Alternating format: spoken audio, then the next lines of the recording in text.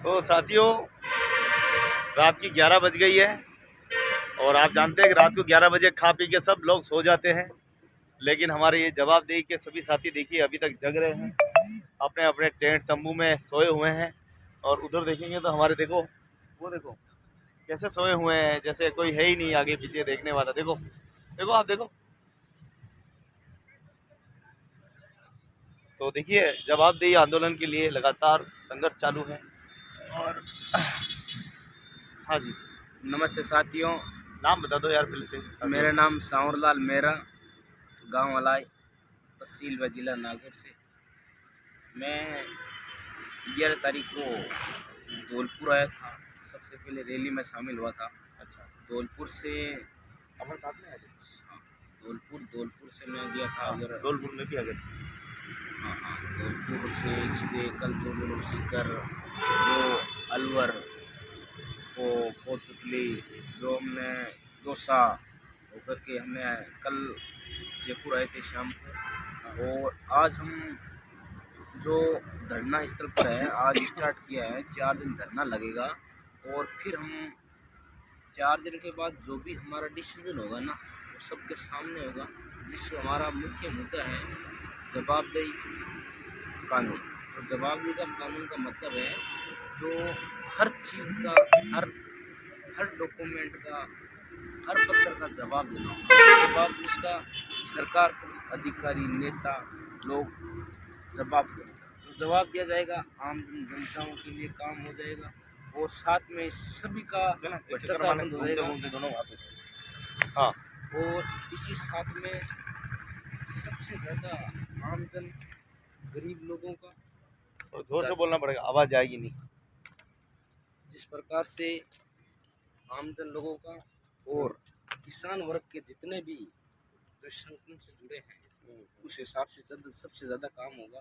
और इसके ऊपर जो परेशानी होए सारी बंद हो जाएगी। अच्छा,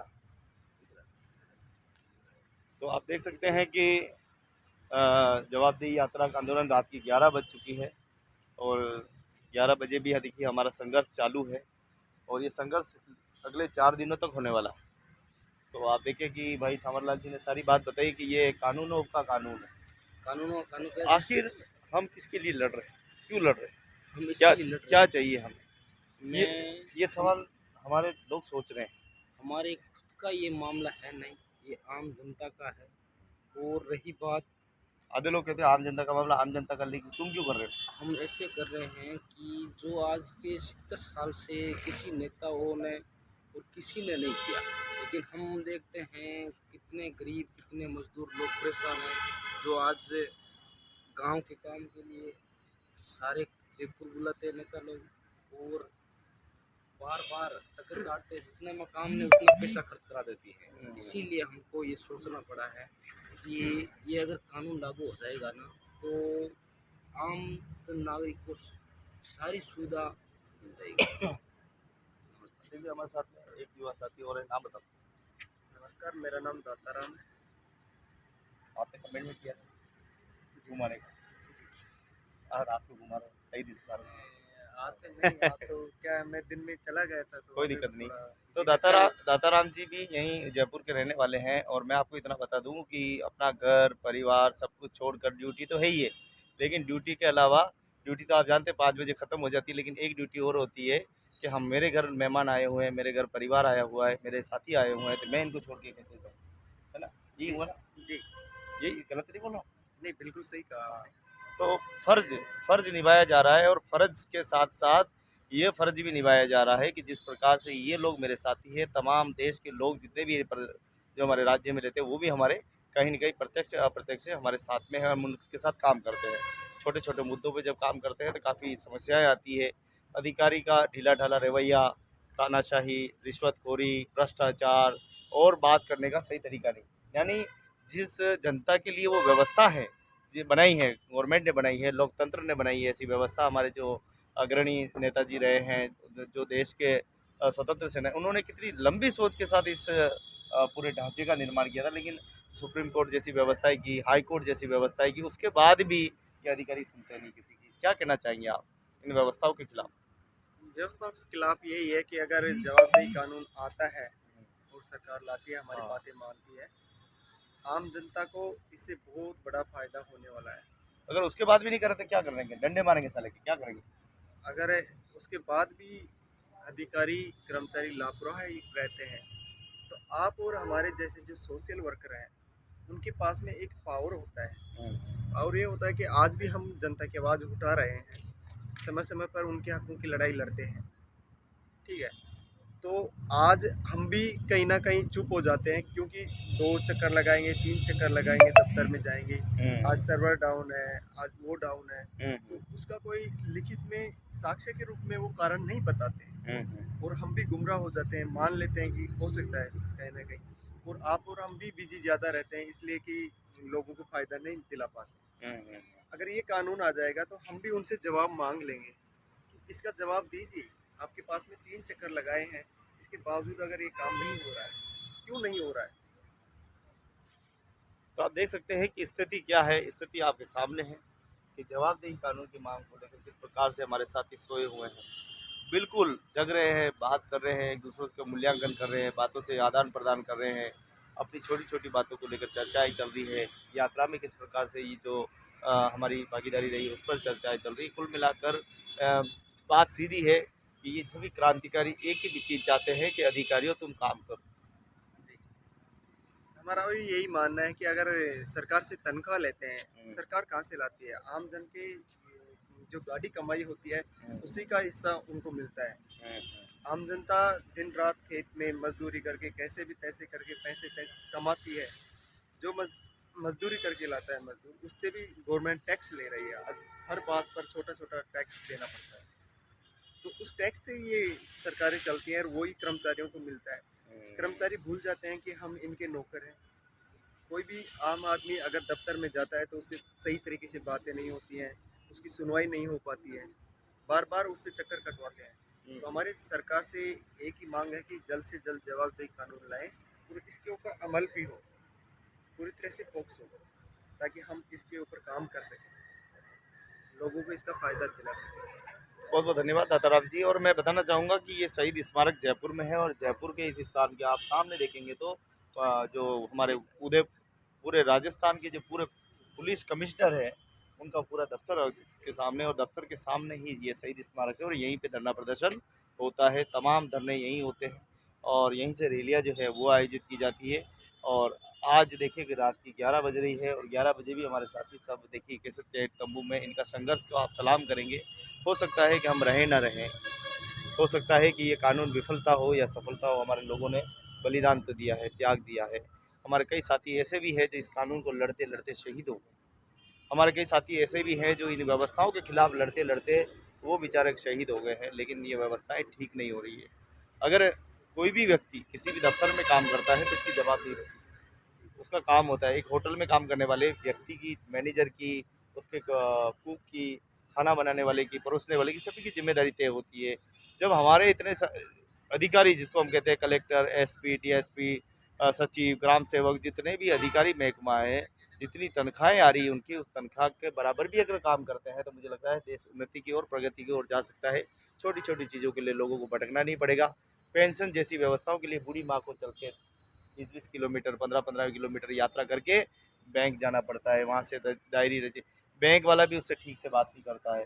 कभी कभी उसके साथ की घटनाएं जो है वो हो जाती है, उसके जेवर पहन रखे हैं, कुछ पहन रखे, चोरों का अलग डर। और भी होता है, हाँ। क्या होता है, जैसे इतने जो कर्मचारी हैं, जो जिनका फर्ज बनता है कि लोगों के उनकी समस्याओं का निदान करें, वो अधिकारी कर्मचारी लापरवाह होते नजर आ रहे हैं। हमने कई बार देखा है, इतने बहानेबाजी वो लोग करते हैं कि व्यक्ति दफ्तर के चक्कर लगाते लगाते आज लास्ट में घर बैठ जाता है।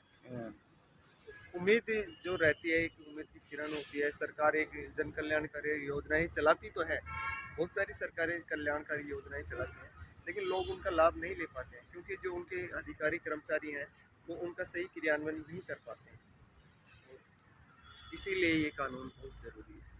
वास्तव में सही कह रहे हैं दाताराम जी कि दाताराम जी का कहना, और मैं भी ये कहता हूँ कि ये जो कानून है ये कानूनों पर कानून होगा, कानूनों पर नियंत्रण रखने वाला एक कानून होगा, जो सबकी नज़र रखेगा, सबकी मॉनिटरिंग करेगा। नहीं काम करने वालों को पेनल्टी लगेगी, उनको हो सकता है गलत काम करने पर जेल तक का प्रावधान भी इसमें है।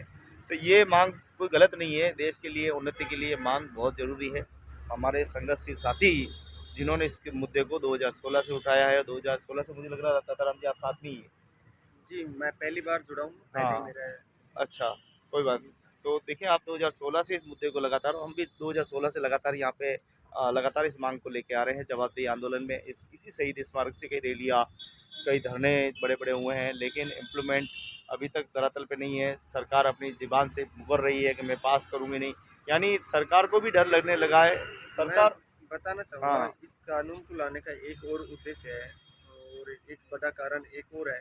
अगर ये कानून नहीं आता है तो नेताओं के दफ्तर में भी जो अधिकारी कर्मचारी हैं उनके दफ्तर में तो चक्कर लगाना ही पड़ता है, लेकिन नेताओं के दफ्तर में और चक्कर लगाने पड़ते हैं। नेताओं की जनता को चापलूसी करनी पड़ती है, छोटे छोटे कामों के लिए नेताजी के पास में जाना नेताजी पड़ता के है। पास एक व्यवस्था बना दी है, कुल हाँ, मिला के ऐसी व्यवस्था ही कर दी है। आज पुलिस थाने की बात हो तो वहाँ का इंचार्ज है, थाना प्रभारी है, वो किसी मुकदमे के ऊपर एक्शन नहीं लेता है, जब तक नेता का एफआईआर नाम, क्लोज नहीं करता है जब तक नेताजी का फोन उनके पास में नहीं आए। तो ये भी एक उनकी जवाबदेही बनती है। तो वास्तव में ये कानून एक ऐसा कानून है जिसके आने के बाद इस न्याय और इस कार्यपालिका की छवि को पूरे को जो है बदल कर रख देगा, ऐसा हमारा मानना है। जब आरटीआई एक्ट आया था तो लोग कहते ये कानून से क्या हो जाएगा, लेकिन हमें वो जानकारी मिली जो छुपा के रखी गई थी। अब हमें पलक झपकते ही हमें पोर्टल पर जानकारियाँ मिल जाती है, किसका पैसा पास हुआ, किस ज़मीन का हुआ, किस रोड का हुआ, किस नाली का हुआ, मतलब कुल मिला के सारी जानकारियाँ हमको मिल जाती है। घर बैठे हम ऑनलाइन चेक कर सकते हैं। तो ये कानून आने के बाद हम ये भी सुनिश्चित कर सकते हैं कि उस व्यक्ति को लाभ मिला कि नहीं मिला, वो रोड बनी कि नहीं बनी, वो नाली बनी कि नहीं बनी, कोई माँ पेंशन के लिए तो नहीं भटक रही है, कोई अनाथ बच्चे तो नहीं है। जिसकी जवाबदेही है, जिस विभाग की जवाबदेही है वो जवाब दे। जी, बिल्कुल। तो इतने सारे विभाग है राजस्थान के, और राजस्थान के विभाग के कर्मचारी अभी भी अगर सही काम नहीं करेंगे, अभी भी वो सीख नहीं लें, तो आने वाला समय आपके लिए बहुत टेढ़ा आने वाला है। बिल्कुल ये आंदोलन रुकने हाँ, वाला नहीं है। इसमें जो प्रदेश का युवा है वो बहुत उत्साह के साथ में हिस्सा ले रहा है, और हम युवा जब तक कि सरकारें इस कानून को पास नहीं कर देंगी, हम सड़कें जाम कर देंगे। किसी भी तरीके का आंदोलन हमें करना पड़ा तो हम उसके लिए तैयार हैं। पहले तो हम जो हमारा तरीका है ये गांधीवादी तरीका है, इसी से हम आंदोलन जारी रखेंगे। फिर भी अगर सुनवाई नहीं होती है तो पूरे प्रदेश में बड़े जोर से आंदोलन का काम किया जाएगा। तो आंदोलन धन्यवाद दोस्तों आपका बहुत बहुत देखने के लिए, वीडियो देखने के लिए। लाइक और शेयर जरूर करें। और आप क्या सोचते हैं, आप इस कार्यपालिका, न्यायपालिका और जितनी भी ये प्रशासनिक अधिकारी, इनके बारे में आप क्या सोचते हैं? क्या सबकी जवाबदेही होनी चाहिए? एक जज की जवाबदेही होनी चाहिए, एक कलेक्टर की जवाबदेही होनी चाहिए, एक नेता की जवाबदेही होनी चाहिए? लोकतंत्र में जो तीन ढांचे बने हैं, इन तीनों की जवाबदेही हो, जनता का काम हो और ढीलापन न हो, जल्दी काम हो, अच्छा काम हो, भ्रष्टाचार न हो, और भ्रष्टाचार मुक्त हमारा देश बने, कोई भूखा न सोए, हर आदमी को रोज़गार मिले। इस कानून के तहत मुझे लग रहा है कि आने वाले समय में न्यायपालिका, कार्यपालिका और नगरपालिका की स्थिति अच्छी और मजबूत हो। मजबूत होगी, ऐसा लग रहा है। और हमारे सभी संघर्षशील साथी इसी उद्देश्य के साथ लगे हुए हैं। और आप देखें कि इनकी संघर्ष की कहानी देखें, ये वो लोग हैं जिन्होंने कभी रोड पे नहीं सोए, ये वो लोग हैं जो अपने घर को छोड़ के नहीं जाते हैं, लेकिन दूसरों के लिए, कि अपने लिए तो सभी जीते हैं, औरों के लिए जीना ही जिंदगानी है। कि अपने लिए तो क्या जीना, अपने लिए तो पशु भी जीता। सबके घरों में हाँ, पंखे, कूलर, सब व्यवस्थाएं हैं, हाँ, सबके पास में घर है अपना। हाँ, लेकिन ये लोग उन लोगों के हकों की लड़ाई के लिए आए हैं, जिनको देखकर सच में एक दर्द होता है, एक दुख होता है, एक पीड़ा होती है कि इन लोगों का हम चाहते हुए भी उनका भला नहीं करा पाते हैं। दत्ताराम जी, हमने इतनी यात्राएं की है, यात्रा में एक चीज़ तो निकल के जरूर मैंने देखा, नोटिस किया है कि आम आदमी, गरीब तो परेशान है ही है इन अधिकारियों से, लेकिन पूंजी वर्ग जो दुकानदार है वो भी इनसे परेशान। देखो सभी लोग आ जाते हैं इसमें, इन्होंने रूटीन बना दिया है और भ्रष्टाचार भी यहीं से शुरू होता है। हाँ, तरीका। जैसे मैंने अभी आपको बताया कि नेताजी का फोन नहीं आए हम्म, जब तक बात नहीं बनेगी, तो नेताजी किसका फोन करेगा, किसकी बात रखेगा? जो उसको डोनेशन देगा, जो बिल्कुल। उसको पैसा देगा, जो पूंजीपति है, जो उनके लिए गाड़ियां देता है, हर चीज़ की व्यवस्थाएं उनको उपलब्ध करवाता है, उन लोगों का कॉल आएगा तभी काम हो पाएगा। वास्तव में आप बिल्कुल सही कह रहे हैं, दत्ताराम जी का कहना बिल्कुल सही और परफेक्ट है कि व्यवस्थाओं को बदलना है तो हमें भी बदलना पड़ेगा। परिवर्तन लोकतांत्रिक में भी करना पड़ेगा, ढांचे में करना पड़ेगा, तभी जाकर हमारा देश सशक्त और मजबूत राष्ट्र जो है वो बन सकता है। आइए सब मिलकर इस जवाबदेही कानून के खिलाफ लड़ते हैं। और देखिए हमारे साथी कैसे संघर्षशील हो रहे हैं। देखिए मच्छर काट रहे हैं, यहाँ पर व्यवस्थाएं पूरी नहीं है, पंखा नहीं है, कुछ भी नहीं है, फिर भी दूसरों के हक और अधिकार के लिए लड़ रहे हैं। आप सभी का बहुत बहुत धन्यवाद, बहुत बहुत शुक्रिया।